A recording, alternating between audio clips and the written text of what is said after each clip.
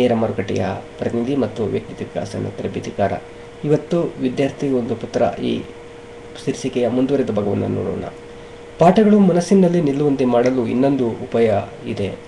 ಭಾನುವಾರವೇ ಮೊದಲಾದ ರಜೆ ದಿನಗಳಲ್ಲಿ ನೀನು 3-4 ಬುದ್ಧಿವಂತ ಸಹಪಾಠಿಗಳನ್ನು ಸೇರಿಸಿಕೊಂಡು ಸಾಮೂಹಿಕ ಅಧ್ಯಯನ, ಚರ್ಚೆ, ವಿಚಾರ ವಿನಿಮಯ ಮಾಡುತ್ತಾ ಬರಬೇಕು.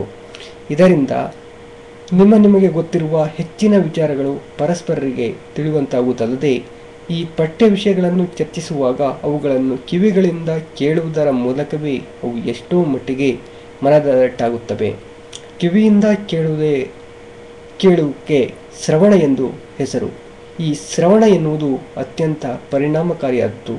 ಎಷ್ಟೋ ಜನ ಸ್ತ್ರೀ ಪುರುಷರು ಹರಿಕತೆ, ಪುರಾಣ, ಪ್ರವಚನಾದಿಗಳನ್ನು ಕೇಳುತ್ತದೆ ಹಲವಾರು ವಿಚಾರಗಳನ್ನು ತಿಳಿದುಕೊಂಡು ಬುದ್ಧಿವಂತರಾಗಿರುವುದನ್ನು ನೀನು ಕಾಣಬಹುದು. ಆದ್ದರಿಂದ ಪ್ರತಿಯೊಂದು ಪಠ್ಯ ವಿಷಯವನ್ನು ನಿನ್ನ ಸಹ ವಿದ್ಯಾರ್ಥಿಗಳೊಂದಿಗೆ ಚರ್ಚಿಸುವ ಪರಿಪಾಠವನ್ನು ಬೆಳೆಸಿಕೊ. ಇದರಿಂದ ಪರಸ್ಪರರಲ್ಲಿ ಉತ್ಸಾಹ ಹೆಚ್ಚು, ಮನಸ್ಸು ಉಲ್ಲಾಸಭರಿತವಾಗಿ ಅಧ್ಯಯನ ಹೆಚ್ಚು ಫಲಪ್ರದವಾಗುವುದು ಖಂಡಿತ. ಆದರೆ ನಿಮ್ಮೊಳಗೆ ಹರಟೆ ಶುರುವಾಗದಂತೆ ನೋಡಿಕೊಳ್ಳಬೇಕು.